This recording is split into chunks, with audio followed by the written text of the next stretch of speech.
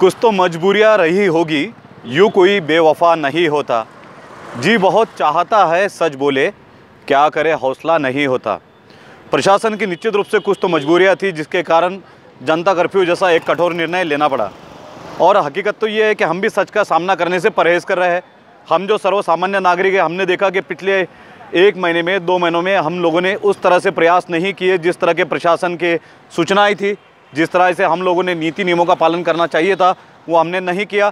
इसलिए प्रशासन भी विवश हुआ। प्रशासन का ये कहना है, जब हमने बात की है कलेक्टर साहब से या एसपी साहब से, उनका कहना है कि लॉकडाउन उन लोगों ने नहीं लगाया है।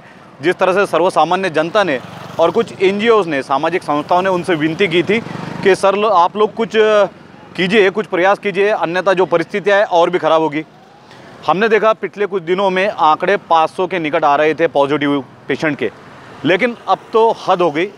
पिछले 2 या 3 दिन में पॉजिटिव के जो आंकड़े हैं वो 1000 के निकट आ रहे हैं, जो कि एक अलार्मिंग सिचुएशन है, हॉरिबल टेरिबल सिचुएशन जिसे हम कहेंगे। इस वजह से प्रशासन को विवश होना पड़ा। और आज रात 8 बजे से हमने देखा कि जो भी सर्वसामान्य नागरिक है, आप देख सकते हैं, हम चाहेंगे कि हमारे मित्र धर्मेंद्र राजपूत थोड़ा कैमरा पैन करें। सुरक्षा के कड़े चाक चौबंद इंतज़ाम किए गए हैं। इस बार हालांकि पुलिस प्रशासन की तरफ से भी संकेत मिले हैं कि बल प्रयोग नहीं किया जाएगा, क्योंकि लोगों का खुद का मानना था कि लॉकडाउन या जनता कर्फ्यू लगाया जाना चाहिए। इस वजह से इस समय बल प्रयोग नहीं किया जा रहा है। लेकिन यहाँ से जिम्मेदारी, जवाबदारी बढ़ जाती है हम सर्वसामान्य नागरिकों की। हम देख सकते हैं कि महिला पुलिस वर्ग है, होमगार्ड्स है, बड़ी संख्या में तैनात हो चुके हैं, ताकि अगर कोई महिलाएं भी बहनें यहाँ पर आती हैं, माताएं बहनें कन्याएं, तो उनको वो गाइड करे। इस बार प्रशासन की सीधी और साफ भूमिका है, किसी पे बल प्रयोग नहीं करना है, सभी को सहयोग करना है। जो मानवता का एक बड़ा दानव कोरोना नाम का जो समस्त मानव जाति के ऊपर संकट बनकर खड़ा हुआ है, उसको दूर करने का प्रयास ही इस जनता कर्फ्यू के माध्यम से किया जा रहा है। आज शाम 8 बजे से ही सभी लोग स्वयं स्फूर्त होकर निकल गए। हम आइए आपको नज़ारा दिखाते हैं जलगांव की सबसे व्यस्ततम इलाकों की। ये है शास्त्री टावर और मेरे लेफ्ट हैंड पे है 17 मंडली। लेकिन ये देखिए, जो शहर का सबसे व्यस्ततम इलाका है, ये पहले 10 मिनट में ही खाली हो चुका है।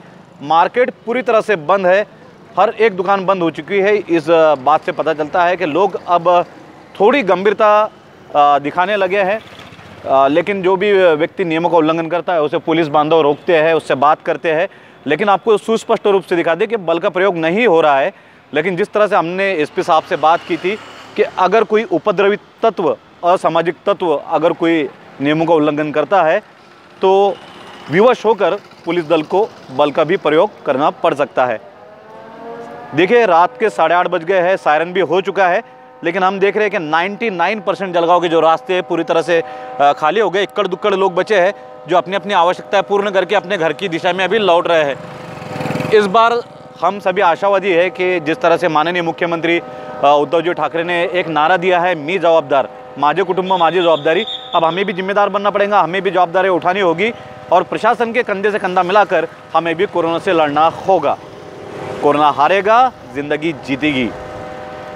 हमारे सहयोगी धर्मेंद्र राजपूत के साथ अयाज मोहसिन, इंडिया 365 न्यूज़ के लिए।